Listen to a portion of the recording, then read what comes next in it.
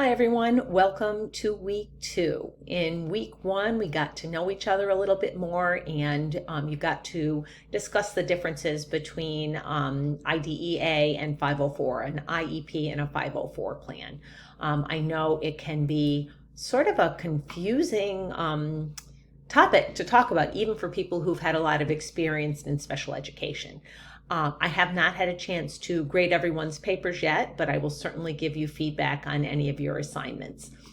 Also, there was extra credit in week 1. I will let it continue into week 2 if it was something you're interested in doing, watching Crip Camp, which I think is just a fabulous, fabulous film. So if you get a chance to watch it and make a comment on Judy Human's social media or send her an email, I certainly want to be able to give you extra credit for that.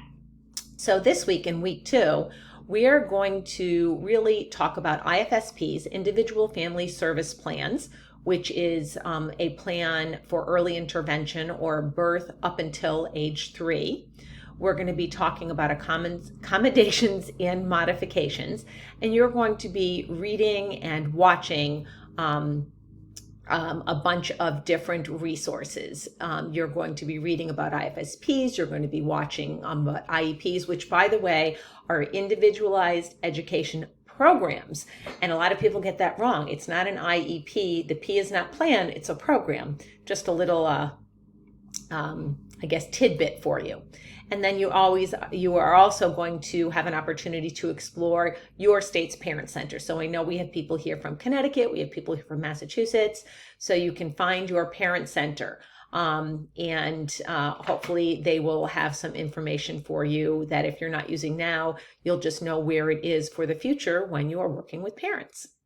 For the discussion, you're going to be watching a brief video. Some of you may have seen it before, called Welcome to Holland.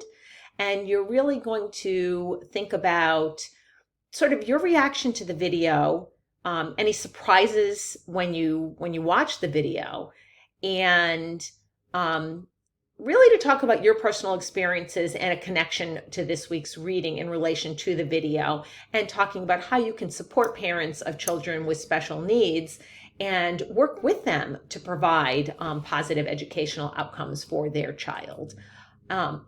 So one of the things just to keep in mind are a parent is with that child for the rest of their life.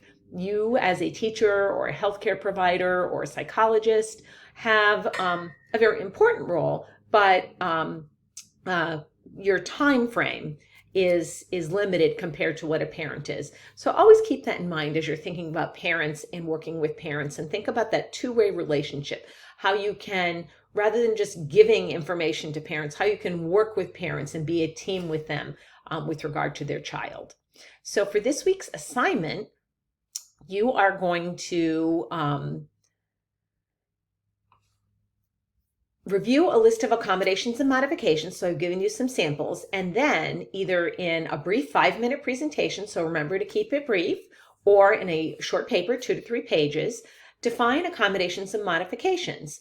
And I would ask you to think about the difference in the word of how something is done and what is being done. Keep the how and the what in your mind when you think about accommodations and modifications. And I think it'll become clear to you how that how and that what fit with that. And then explain how you can use accommodations and modifications using the principles of universal design. For example, if there's a ramp to get in the building, there's a famous cartoon showing a custodian shoveling the stairs of snow, and a child in a wheelchair waiting to get up the ramp because the ramp isn't shoveled, and the child in the wheelchair says, you know, if you shoveled the ramp, all of us could get in. So that's an example of universal design and how accommodations and modifications fit in with that. And then you're going to pick at least one accommodation or modification as an example, and talk about, just like I did about that ramp, about how it could benefit all children, how it can be universal, why it would be good for everyone. So those are our assignments for this week. As always, if you need to get a hold of me, the best way is usually via email. Send me an email. I will usually get back to you within the hour. And if we need to set up a time to talk, I'd be happy to do that. Otherwise, I look forward to learning with you in week 2, and have a wonderful, wonderful week. Take care. Bye-bye.